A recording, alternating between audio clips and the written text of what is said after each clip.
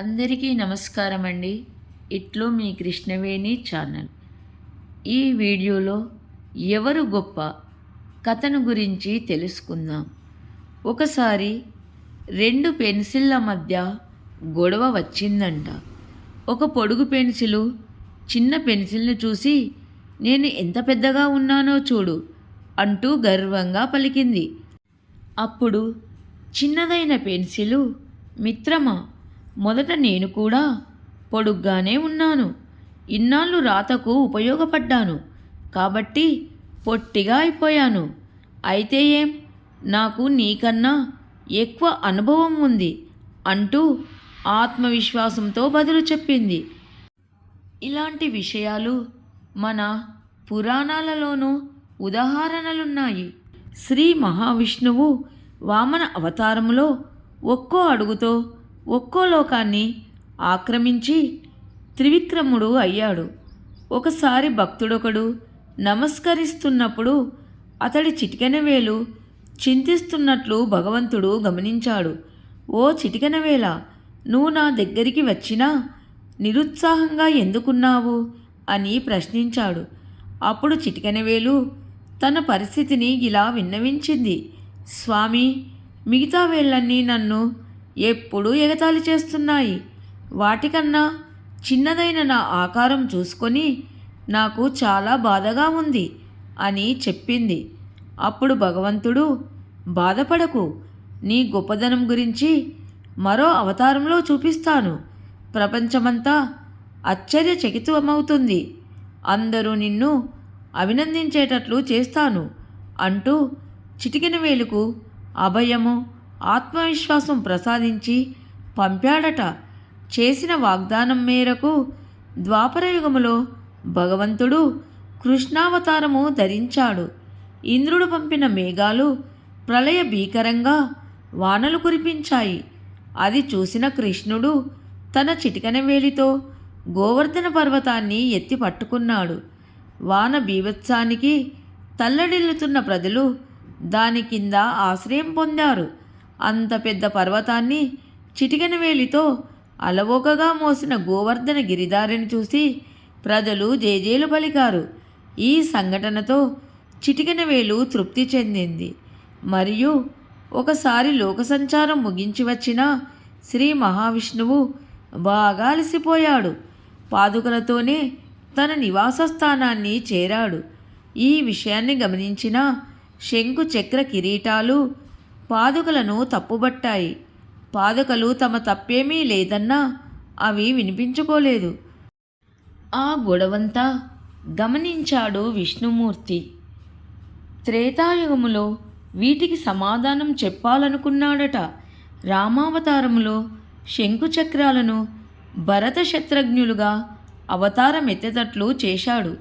ఆపై భరతుడు అన్నపాదుకలను తన శిరస్సుపై ఉంచుకొని అయోధ్యకు తెచ్చి పట్టాభిషేకం చేసిన సంగతి మనందరికీ తెలిసిన విషయమే. అడవి జంతువులైన పులి, సింహాలను బోనులో బంధిస్తాము, కానీ దోమలకు భయపడి తెరలో మనము దాక్కుంటాము. భగవంతుడు సృష్టించిన ఈ జగత్తు సూక్ష్మమే ఇలా ఉంది. సకల జీవులకు తమవైన శక్తి సామర్థ్యాలు ఉంటాయి. అది అర్థం చేసుకుంటే ఎవరిలోనూ ఎలాంటి తేడాలు రావు. కథా సమాప్తం. నచ్చితే లైక్ చేయండి. అందరికీ నమస్కారం అండి. ఇట్లు మీ కృష్ణవేణి ఛానల్. తన కొడుక్కి కోపం వస్తే వినకపోవడంతో తన తండ్రి చెప్పిన సలహాను పాటించి చూశాడు ఆ కొడుకు. మరి ఆ సలహా ఎలా ఉందో తెలుసుకుందాం.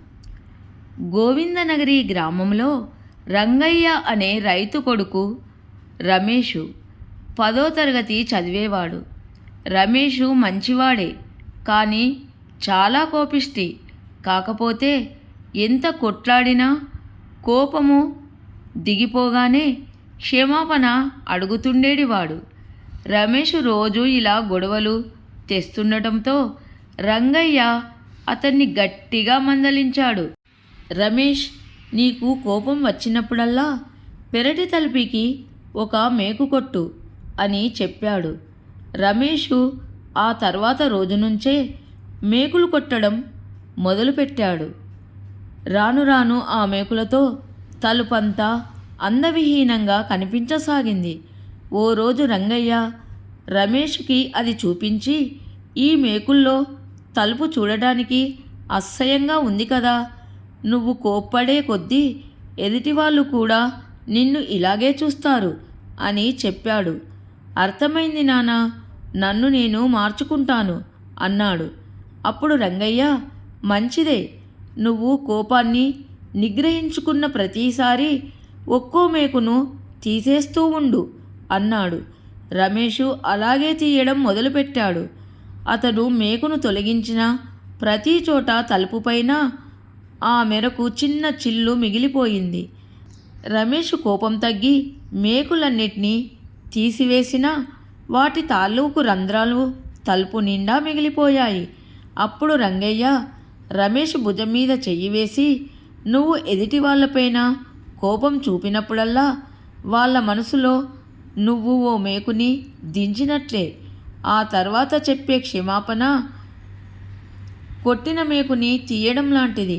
నువ్వెంత నిజాయితీగా శ్రద్ధగా మేకును తీసినా ఎదుటి వాళ్ళ మనసుపైన ఇలాంటి చిల్లు ఒకటి మిగిలిపోతుంది. కాబట్టి ఎవరిని అనవసరంగా కోప్పాడకూడదు అని చెప్పాడు.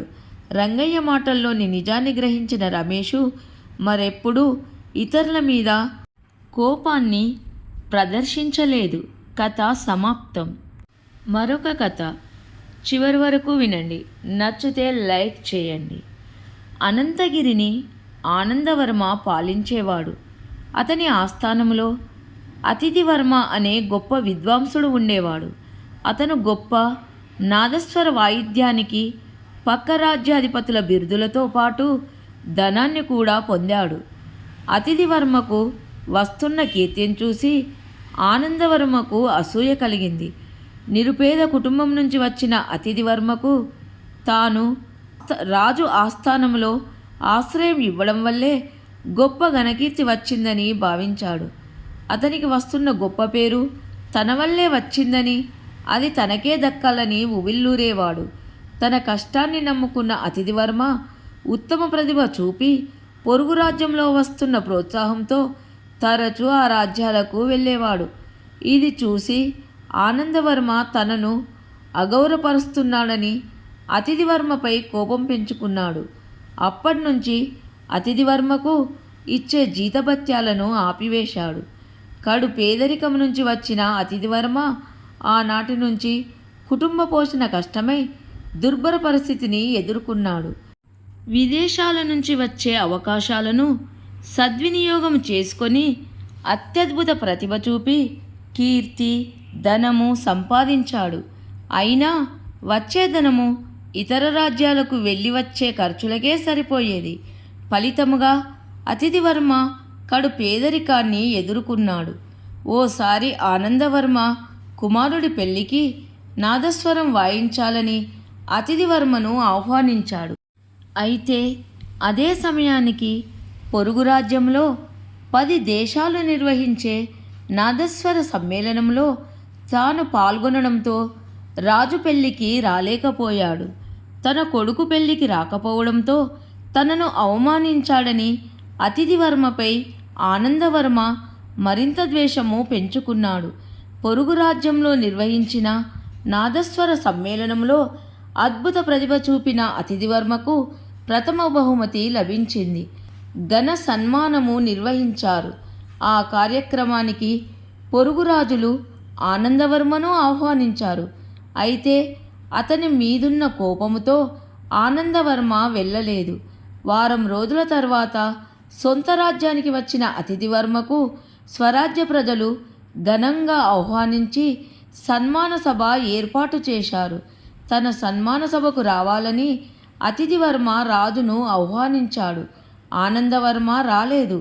సన్మానం తర్వాత వచ్చిన బిరుదులు, విలువైన బంగారు పతకాలను రాజు వద్దకు తీసుకెళ్ళి, రాజా నన్ను క్షమించండి, 10 రాజ్యాల నాదస్వర సమ్మేళనంలో పాల్గొన్నందున నేను మీ కుమారుని పెళ్లికి రాలేకపోయాను.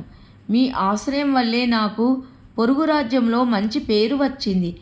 లభించిన బిరుదులు, కానుకలను మీకు అంకితం ఇస్తున్నాను. స్వీకరించి నన్ను ఆశీర్వదించండి అని సమర్పించి వాటిని రాజు చేతిలో పెట్టాడు.